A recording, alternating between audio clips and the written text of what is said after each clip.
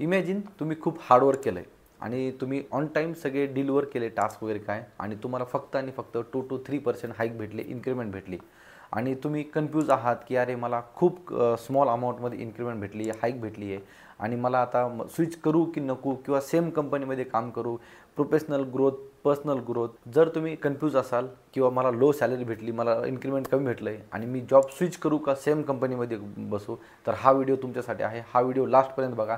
मी काही टिप्स सांगणार आहे, डिसिजन मेकिंग टिप्स सांगणार आहे, काही एक्झाम्पल सांगणार आहे, आणि तुम्हाला right time to move on, त्याच सेम कंपनीमध्ये राहायची की मूव्ह ऑन व्हायचं आहे, तर ही आज मी इन डिटेलमध्ये डिस्कस करणार आहे.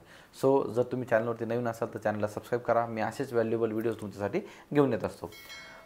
सो आपण खूप एक वर्ष खूप हार्डवर्क करतो आणि आपल्याला 2 to 3% हाईक भेटते, आणि 2 to 3% हे इन्फ्लेशन बीट करते का?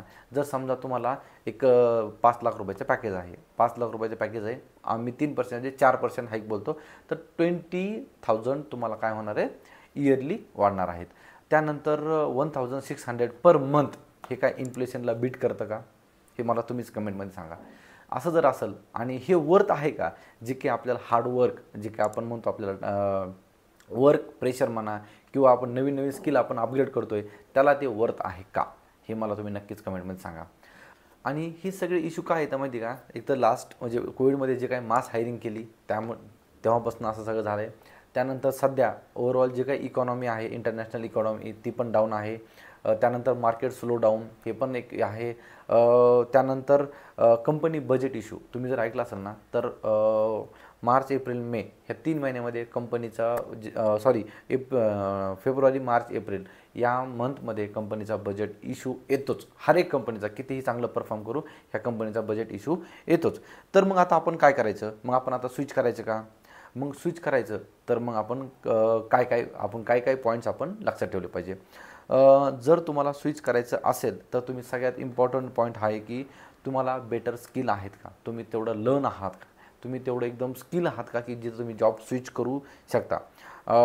एक ऑलमोस्ट मी ते हे सांगेल की जेव्हा जेव्हा आता मी पण माझ्या करिअरमध्ये फोर स्विच केले, मिनिमम 40% हाईकच्या खाली मला कुठंच भेटलं नाही. ओके, आपण काउंटर ऑफर वगैरे हे करून आपण 20% जरी भेटलं, आपण 30% 40% काउंटर ऑफर वगैरे घेऊन मिनिमम 40% तरी तुम्हाला 20 to 40% हाईक भेटतंच. ओके, जर तुम्हाला समजा काही तुमच्या सेम कंपनीमध्ये क्लिअर ग्रोथ दिसतच नाही आहे, तर तुम्ही 101% तुम्ही स्विच केलं पाहिजे.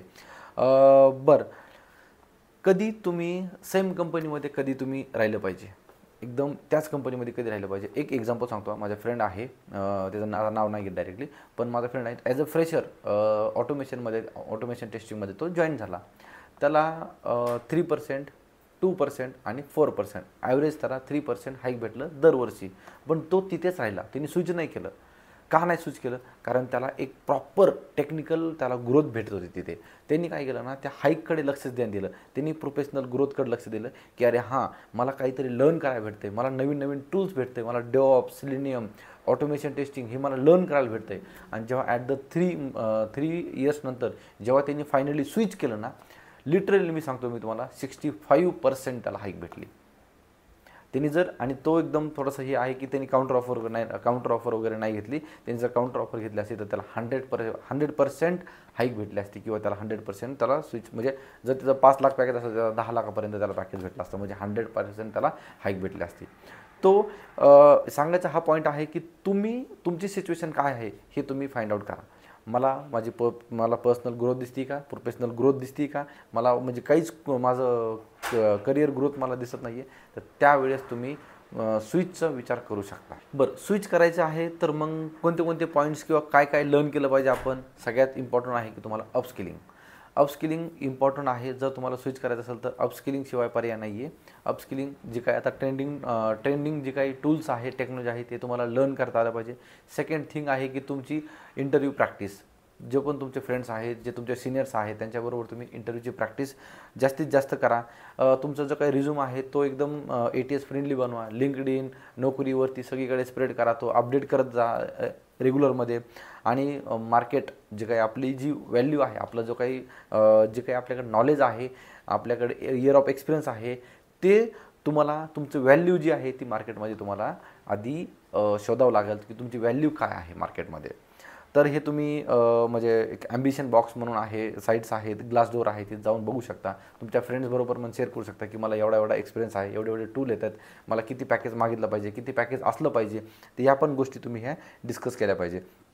सो जर तुम्हाला कमी इन्क्रिमेंट भेटलं किंवा कमी हाईक जर भेटत असेल आणि तुम्ही तुमच्या सिच्युएशनमध्ये कधी असं झालं आहे का तुम्ही स्विच केले किंवा सेम कंपनीमध्ये आहात, तर मला कमेंटमध्ये नक्कीच सांगा. आणि तुम्हाला जर समजा how to negotiate your salary tips जर असे काही व्हिडिओज वगैरे पाहिजे असेल तर मला कमेंटमध्ये नक्की सांगा. मी अजून काही पॉडकास्ट म्हणा किंवा अजून स्वतः सगळे इन डिटेलमध्ये तुम्हाला मी व्हिडिओज घेऊन येईल. तर हा व्हिडिओ तुम्हाला कसा वाटला किंवा काय वाटला हे मला नक्की सांगा.